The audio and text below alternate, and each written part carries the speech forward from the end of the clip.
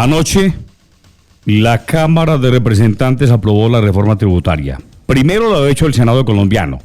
Se aprobó el paquete por 20 billones de pesos que el gobierno busca recaudar y que recaudará a partir del 1 de enero del año 2023. El presidente Petro dijo desde el comienzo de la socialización de ese paquete de reforma tributaria que buscará la paz social. Los textos serán conciliados por las plenarias de Cámara y de Senado la próxima semana. 20 billones de pesos. Algunos puntos se flexibilizaron.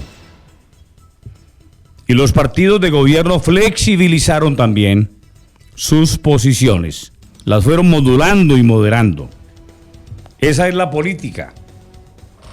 Pedir, exigir y luego llegar a un punto de acuerdo. Y el gobierno hizo lo mismo, con una capacidad de interlocución admirable. Admirable porque creo que el trabajo de fondo lo hizo el presidente del Congreso, Roy Barreras, que conoce, ya había sido presidente del Congreso, conoce cómo funciona el Congreso de la República, cómo se mueve el Congreso colombiano y cómo se maneja una coalición de gobierno, lo que llaman ahora la aplanadora del pacto histórico. Todo presidente ha tenido coalición.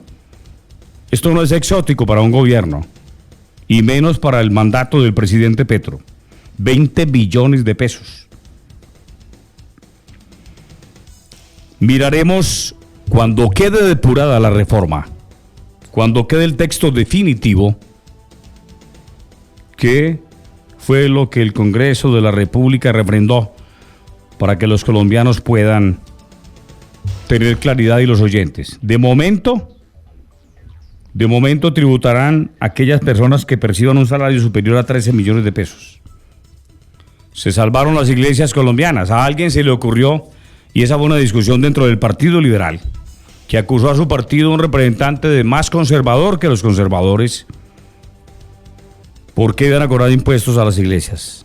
De pronto la gente desconoce que la parte misional de las iglesias, de irrigar la fe, de irrigar la palabra de Cristo, del Hijo amado, del enviado, es lo importante en las iglesias, pero que además desarrollan una labor social que se queda ahí, que esa casi no trasciende y casi siempre se hace más escándalo a la crítica cuando seres humanos, cuando hombres de carne y hueso se equivocan.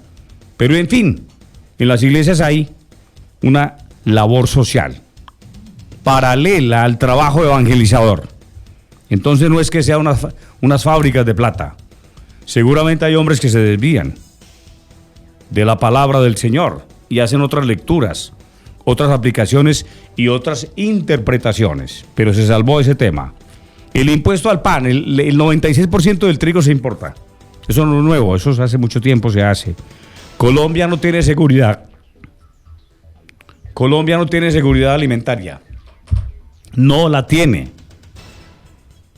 Aquí se importan muchas verduras. La producción está por el suelo. Y eso tiene una lógica perversa.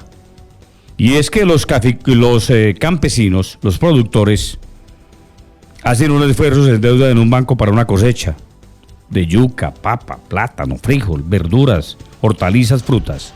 Y cuando llega el camión y saca de la vereda y de la finca al pueblo, esa cosecha que le costó 3 millones, por ejemplo, ya vale 2. Y cuando llega a los centros de distribución, las famosísimas centrales de abasto, que tienen por fuera unos carteles que operan y ponen precio antes de entrar, ya le dan 1 millón. En esencia, ¿cuánto pierde? Con este ejemplo tan básico, pierde 2 millones de pesos. Y nadie cultiva para perder. El gobierno no ha entendido ese círculo diabólico que se maneja en Colombia, de los intermediarios de la comida, de la cartelización de la comida, que es la que está más cara.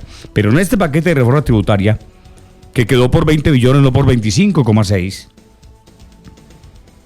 el gobierno triunfó con sus tesis para que se aclimate la paz social en Colombia. Y tiene peculiaridades, tiene líneas gruesas. El régimen tributario de zonas francas se flexibilizó. Unas zonas francas pagan un porcentaje, las que no exportan, y las que exportan una tasa diferente. Y luego se preparan en un espacio que hay que mirar qué trae la reforma tributaria para exportar, porque exportar no es fácil. Eso no se hace de la noche a la mañana. Zona Franca Quindío, por ejemplo, tiene una figura distinta. Hay ensambladoras, hay empresas, etcétera, etcétera, pero la exportación no es así tan fácil. El tema de los alimentos ultraprocesados y azucarados, hay que mirar los plásticos en los cuales se conservan algunos alimentos, qué es lo que sube, pero también tiene unos alivios importantes. Y aterrizando la realidad de los colombianos frente a la DIAN, que es la encargada de recaudar y responder por esos 20 billones de pesos con gestión, hay que mirar si ese proyecto, que ya casi es ley de la República después de la conciliación la semana entrante, de la sanción presidencial, trae metas de combate a la evasión, el contrabando y la elusión, que se llevan más de 80 billones al año. Eso hay que mirarlo a ver si lo trae. Metas. El Ministerio de Hacienda nunca tiene metas. La DIAN nunca tiene esas metas de combatir la evasión y el contrabando. Solo lo que diga la reforma. La meta es de 20 billones. Eso es lo que hace la DIAN. Empiezan a llamar, a requerir, a ejecutar. Y a mandar correos, a enviar correos. El Estado es bueno para gastar. Ojalá en este paquete de reforma tributaria, más el presupuesto general de la nación, más el de regalías que es bianual, hay que sumar todo eso, se vea la inversión social y se vea la lucha contra la corrupción. Eso tiene que ser claro ante el país y ante los colombianos. Pero una particularidad, algo más específico.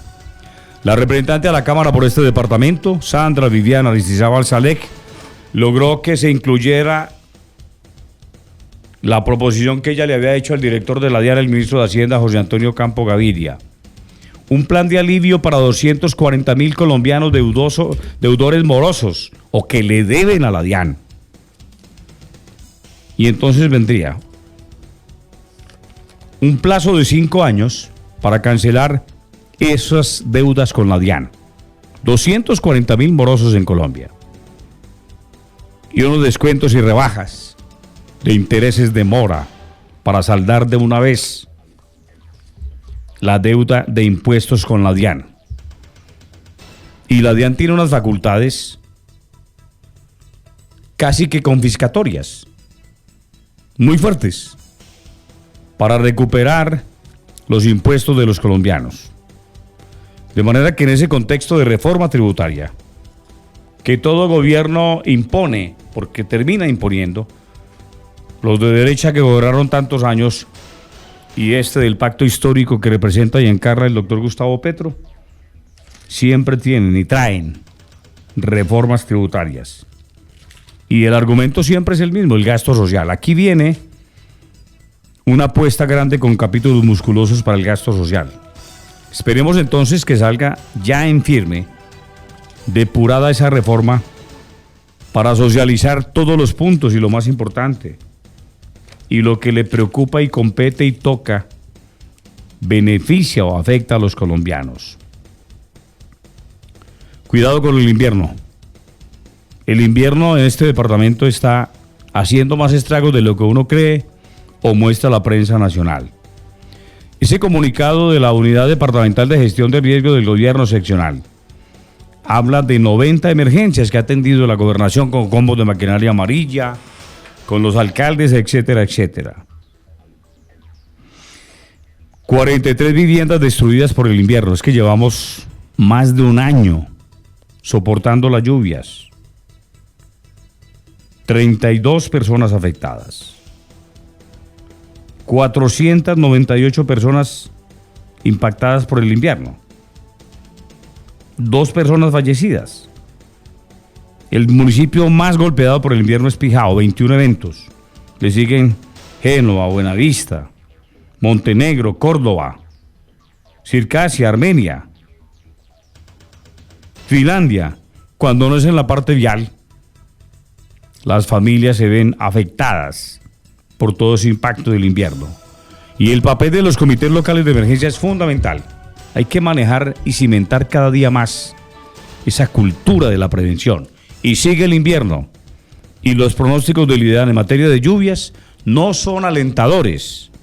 Por eso hay que mirar prevención, prevención y prevención para evitar tragedias. Dios permita que no pase a situaciones peores este invierno, ni en Colombia ni en este departamento. Feliz puente y un buen día para todos.